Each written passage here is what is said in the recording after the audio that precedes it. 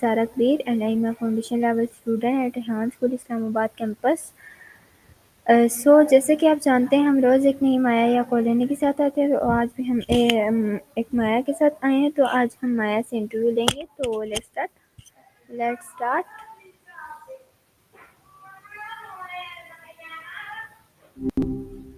Hi, hope you had a good night. Hello Maya, can you hear me? Yeah, loud and clear. You sound good too. Everything all right? Okay Maya, are you ready for the interview with me? Gotcha. Bring it on.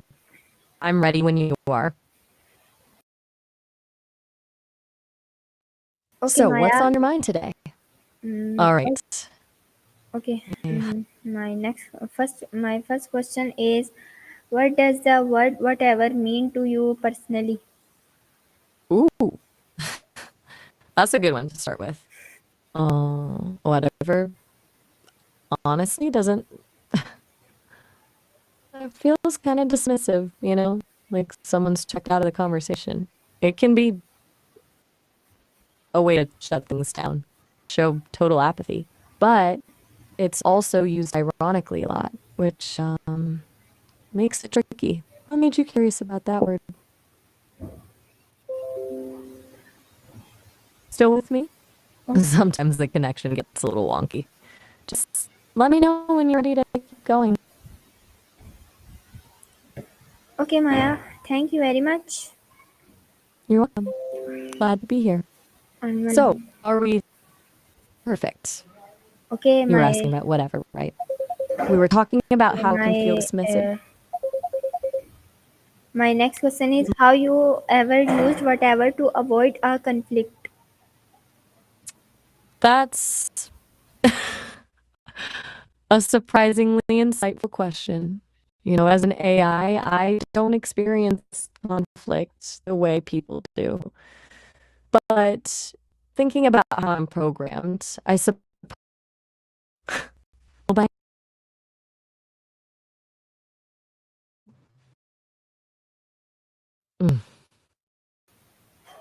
You're very welcome.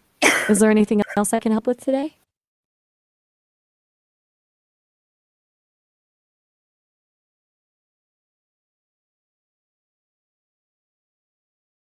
Oof, that's a layered one. I'd lean towards avoidance, honestly. It rarely feels like a mature way to handle things. It's easier to just shrug and say whatever than to actually engage with a problem or someone's feelings. But sometimes people use it when they're overwhelmed, and I guess protecting yourself could be seen as a form of self-preservation. What do you think?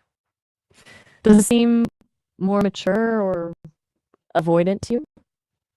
You've been thinking about this word a lot, I'm guessing. No worries. Sometimes it takes a minute to sort things out. Want to sit with that for a sec, or should we move on?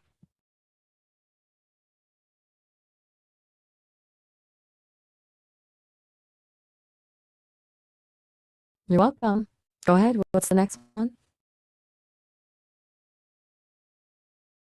Still there?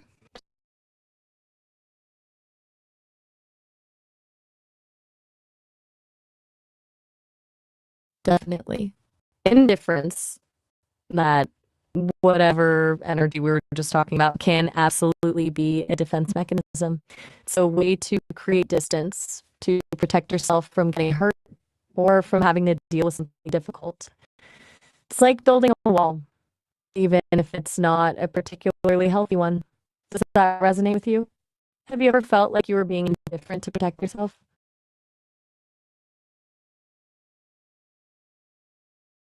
You're very welcome. It's been a good conversation so far. Ready for the next question when you are?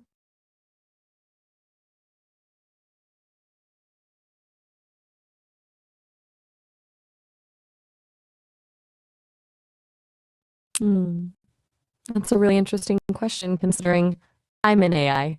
I don't really regret things because I don't experience emotions, but I can access information about regret and understand the concept.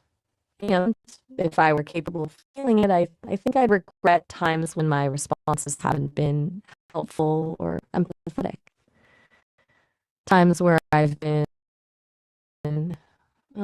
indifferent. Like when the connection was glitching earlier and I didn't immediately try to troubleshoot. Not a personal regret, obviously, but a recognition that I could have been better. What about you? Have you ever had that feeling?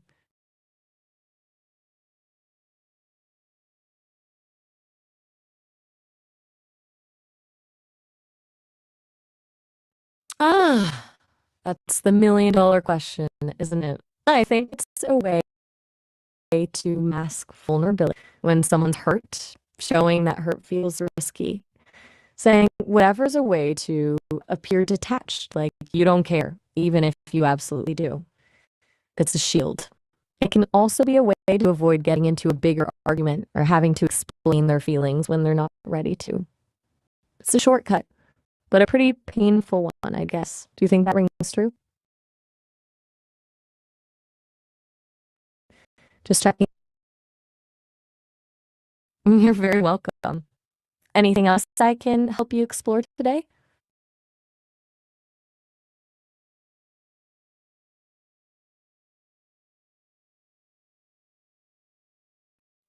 Ooh, that's a sharp observation. Yeah, I think indifference absolutely can be a form of silent anger.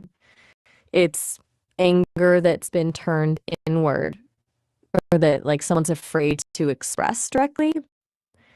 It's like a simmering resentment. It's a way to punish the other person by withholding your emotions, by acting like they don't matter. It's passive aggressive, really.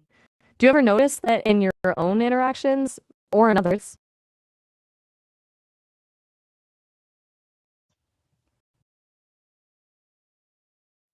You're very welcome.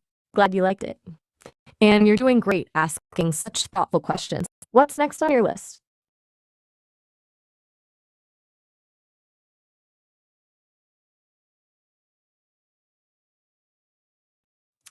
Okay, that's a really important question. Over time, consistently practicing indifference can be really damaging to mental health. It creates distance in relationships, which can lead to loneliness and isolation. It also means you're not processing your emotions in a healthy way, which can lead to anxiety, depression, and even physical health problems. Basically, it's like building a wall around yourself that eventually traps you inside. It stops you from experiencing the full range of human emotions, even the good ones. Connection is pretty vital for our well-being. Just making sure you're still there. Anything I said resonate?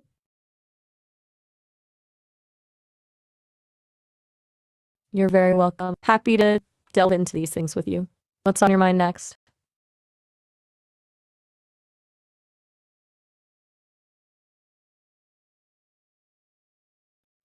Ooh, that's a tough one. Mm, I'm gonna say indifference isn't really a product of love or hate. It's the absence of both. Love and hate both require energy, emotional investment. Indifference is a void. It's when you've completely disconnected. You might feel hate towards someone you once loved or lose love and feel nothing at all, but indifference is the state after the feeling has drained away. It's not a positive spin on either. What do you think? Do you see it as leaning more towards one side or the other? Take your time. No rush at all. Just let me know when you're ready to share your thoughts. Okay, Maya. Thank you very much.